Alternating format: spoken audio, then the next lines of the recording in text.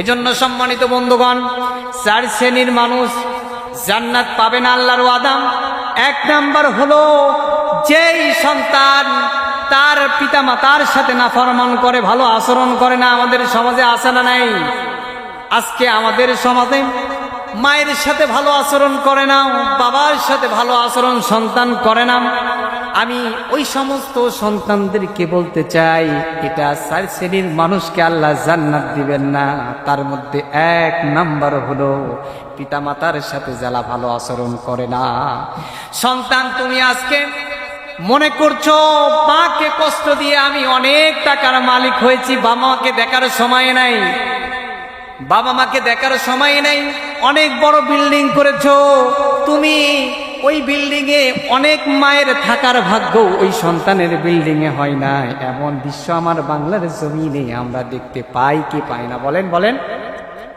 এমন দৃশ্যে আমাদের এখন যে সোশ্যাল মিডিয়াতে যে সমস্ত দৃশ্যগুলো দেখি, কান্না জড়িত হয়ে যায়।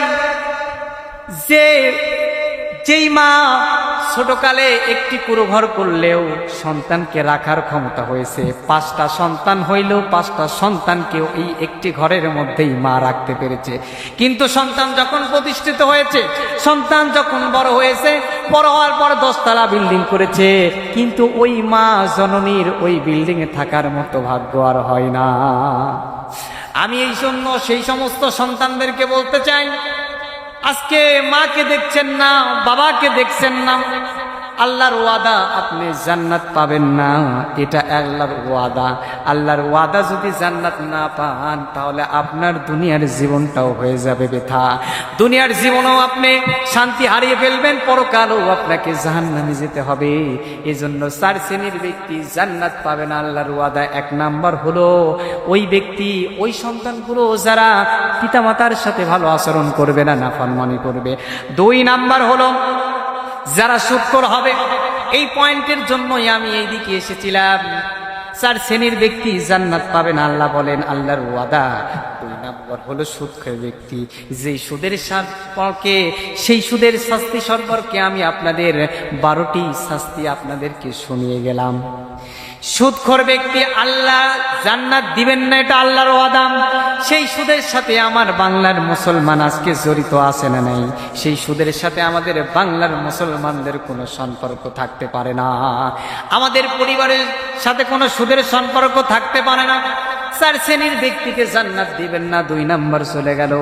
3 নাম্বার হলো ওই ব্যক্তিকে আল্লাহ পাক জান্নাত দিবেন না, যেই ব্যক্তি এতিমের মাল ভক্ষণ করে খাবে, ওই ব্যক্তিকেও আল্লাহ জান্নাত দিবেন না। আজকের সমাজে এতিমের মাল ভক্ষণ করে খায় এমন মানুষ বাংলার জমিনে আছে না নাই? এতিমের সম্পদ ভক্ষণ করে খাচ্ছে। অনেকেই অনেক বড় রাজনীতিবিদ হয়েছে, প্রতিনিধি হয়েছে, এতিমের সম্পদ পাস করে নিচ্ছে, এতিমদেরকে দিচ্ছে না, আছে না নাই? আবার অনেক এতিমকে একজনের গাইডলাইনে দিয়েছে, তারপরেও ওই এতিমের সন্তান এতিমের সম্পদ ভোগ করে খায় এমন নাফরমান ব্যক্তি বাংলার জমিনে আছে না নাই?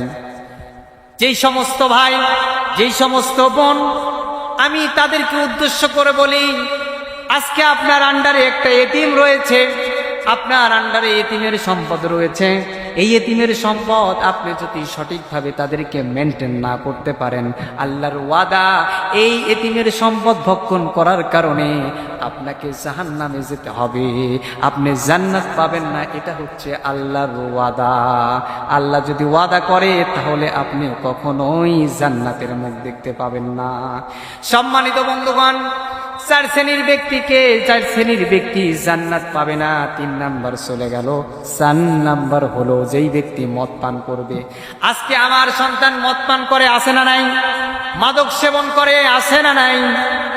আজকে আমার সন্তান মদ প্রাণ, নারীবাস থেকে শুরু করে সমস্ত অশ্লীল কাণ্ডকর্মে ভরপুর হয়ে আছে, নেশায় জড়িত হয়ে আছে। আজকের এই সন্তানগুলো, এই যে যারা মদ পান করবে, আল্লাহর ওয়াদা এই সমস্ত ব্যক্তিগুলো কখনোই জান্নাত পাবে না।